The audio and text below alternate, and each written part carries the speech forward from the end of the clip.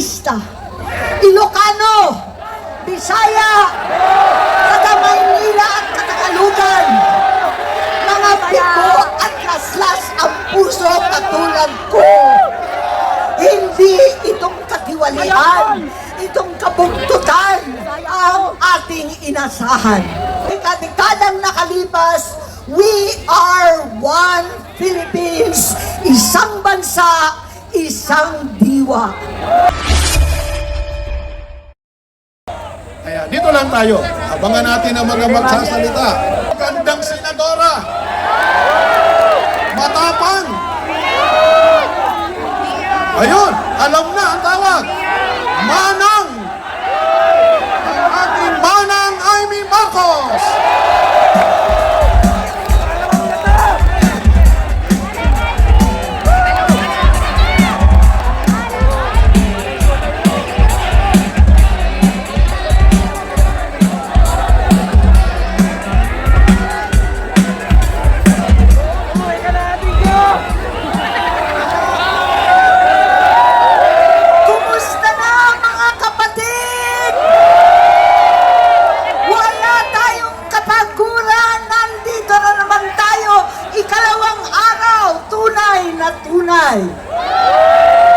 Ngunit ang sabi nila, wala raw kwenta ang ginagawa natin.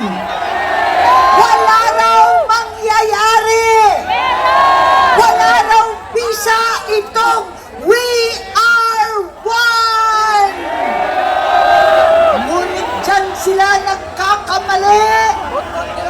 Alas 7, aalis ang Pangulo patungong Canada. Ariklado na daw tayong lahat. Wala na raw problema sa katarungan at katotohanan. Wala na silang pakialam. Bumiyahe na. Ngunit ako ay naniniwala na ang mapayapang protesta ay nakaukit sa puso ng bawat isa sa atin. Mapayapa man at walang imik yung iba, kasama pa rin natin dito sa EDSA. Kasama ng Iglesia ni Cristo. Narito ang daing ng bawat Pilipino, ng bawat mamamayan na naghihirap at nagdurusa. Naniniwala ako na pakikinggan ng pagsamba at pananampalataya natin. Hindi kailanman natutulog ang Diyos. Ang Panginoon kasama po natin. Kaya't nais kong magpasalamat ng taos-puso sa mga nanguna nanindigan ang ating mga kapatid sa Iglesia ni Cristo. At anuman ang simbahan o paniniwala, samahan po natin ang ating mga kapatid dito. Nananawagan ako sa kauna-unahang kinulong, inapi, sinugod, KOJC, sumama kayo. Alang-alang sa mahal nating Pastor Kibuloy. Sumama po kayo, lahat ng ating mga Romano, ang mga Kristiyano at Evangelicals. Alam ninyo na ito ay tama. Ito ang tunay na katarungan. Umalingaw-ngawang inyong pastoral letter sa bawat sulok ng ating kapulungan. Alam natin na ito ang kinakailangan, transparency at hustisya. Sa ating mga kapatid na Muslim, punta na kayo rito. Hindi lang TDS ang welcome dito. Lahat ng mga kapatid na Muslim, na mga bigo sa pangako ng halalan, bigo pa rin sa tunay na kalayaan para sa BARM at sa buong Muslim Mindanao. Halina't magkaisa, we are one! We are one!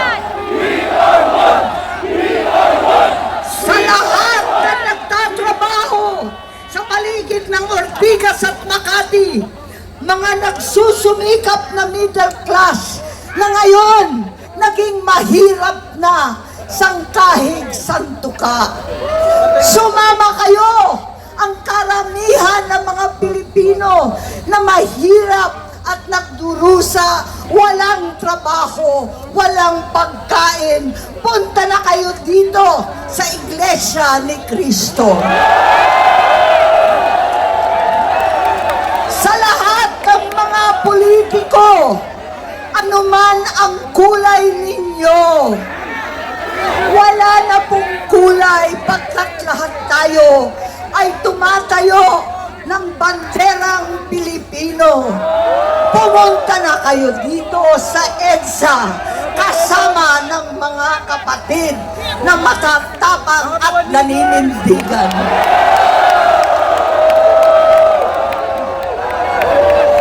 Pati na rin ang mga dating loyalista, Ilocano, Bisaya, taga Maynila at Katagalugan, mga piko at laslas ang puso katulad ko. Hindi itong katiwalian, itong kabugtutan ang ating inasahan.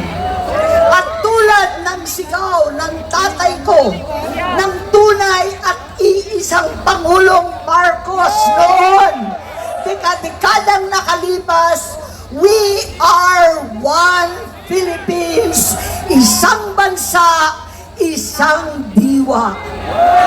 Magkaisa tayo kasama dito sa pamumuno ng Iglesia ni Cristo. Magkaisa tayo, hindi lamang upang ipagtanggol ang mga senador, hindi lamang dahil kay Robin, kay Jinggoy na nakakulong, kay Alan, sa lahat sa amin na pinatawan na ng kaso, higit sa lahat ang ating minamahal na kapatid, Senator Rodante Marcoleta,